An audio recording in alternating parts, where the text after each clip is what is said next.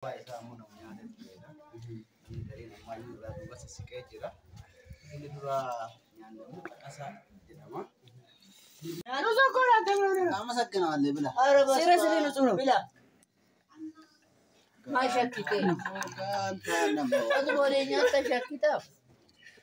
Aha barbaree. Barbaree no. Akkam nama gubaa. Nama gubaa akkam.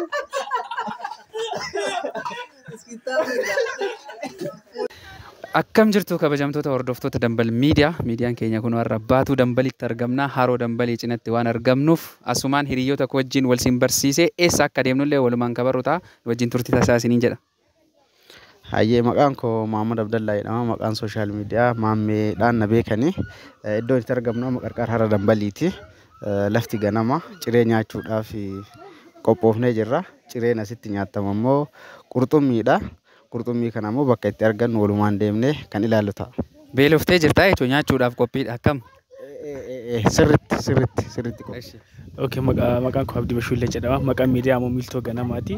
Egaa amma kan argamnu immoo qarqara Haroo Dambaliitti ciree nyaachuudhaaf kan asitti wal geenne magaalaa keenyatti kan yeroo baay'ee kan baratamu ganama cireedha kan nyaatamu qarqara Haroo Dambal dhuftee kanaaf ammoo achi geenyee haala kamiin ofii keenya hojjennee nyaanna waan ta'eef isa akkam goonee akka dalagnee nyaannu immoo siin garsiisna jechuudha.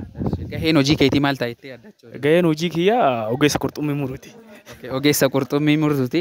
Okay, atiyoo. Maqaan koo Habiibti Seenaan jedhu. Maqaan miidiyaa hawaasaas akkasuma Habiibdha. Amma kan argamnu magaalaa Baatuu qarqara Haroo Dambalii. Keessumaayyuu Haroo Dambal gaafa jedhamu kan dursee sammuu keessatti nama dhufu qurxummiidha. Kanaaf qurxummii nyaachuudhaaf barii barraaqa kaanee wal geenyee jirra. Achumaan yeroo qurxummii nyaannu walitti deebinaa jechuudha. Okay. Tole maqaan koo Samaan Magarsoo jedhama. Kan itti argamnu magaalaa Baatuu qarqara Haroo Dambal qurxummii nyaachuuf cireen nu ga'ee achi deemaa jirra. Anis barsiisaa Shumee Ayyaanoo jedhama. Amma qarqara Haroo Dambal jirra. Iddoo ciree qurxummii itti nyaannu deemuuf qophiirra jirra. Egaan turtiin wajjin taasisaan affeerraa keenya wajjumaan nyaanna waan ta'eef nu waliin turaa isiniin jedha. Egaan hordoftoota keenya har'a hojii ajaa'ibaa tokkotti jirra. Asitti namni hundinuu gahee mataa isaanii qaba. Waan addaa tokko hojjennee nyaachuuf qophaa'aa waan ta'eef maal akka hojjetaa jiru namoota jiran kanarraa barsiisee maal irra jirtan hojiin kan kee gaheen hojii keetii maali amma Hojii koo hojii muree ka'eetti boodarraa haasaa kennaa lubba ka'eetti haasaa akka namoonni as ta'an kun nyaatu waan sanii hojjechaa kan jirudha. Okay, gahee namaanii shunkurtii muruudha. Achi booda immoo wanti dhufullee wanti itti dabalamee nyaatamutu jira. Qurxummiin nu dhufa ammas itti eegutti jirra. Nama itti aanutti hin darba. Atiyoo.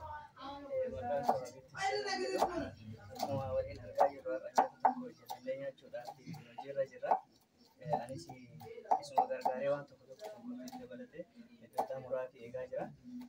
Sanboota yoo qurxummichi keenya dhufe wajjumaan kan jijjiirannee nyaannu ta'a jechuudha. Okay, bareeda. Eshi atiyoo.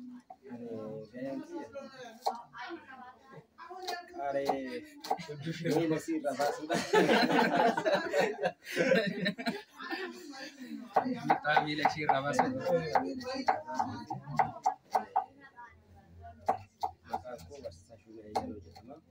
Okay.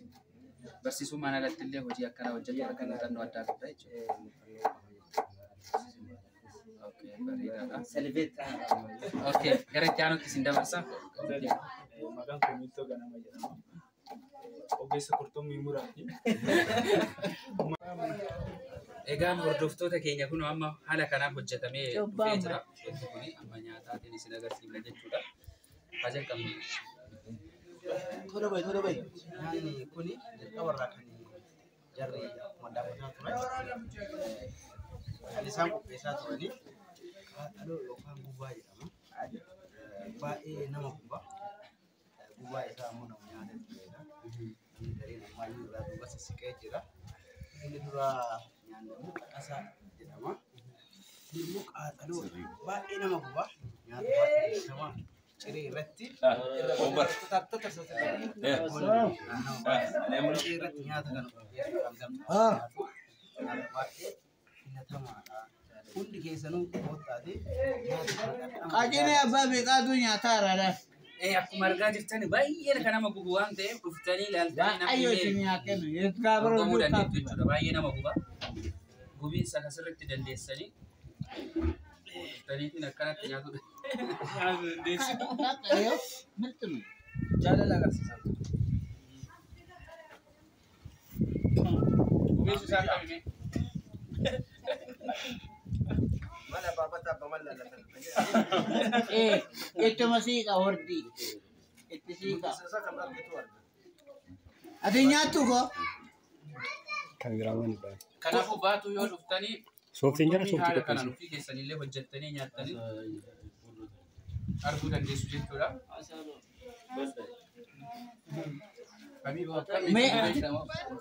Isafan kami. Wanta gubaa Isafan ka. isa gubateetu argaa. Me oromo ken apa? Isafan ka. Kaya apa? Nyaata jedhee hojjetamu osoo hin taane nyaata wanta hedduu keessaa qabudha. Dheedhiidha waan ta'eef tarii karaa dhukkuba garaagaraa geessuu danda'edha wanti yaadamu jira. Kanammoo wanti namarraa dhukkubicha sana defeessuu gochuu danda'a yookaan immoo namarraa dhowwuu danda'a. Wantooleen hedduu as keessatti argamaniiru.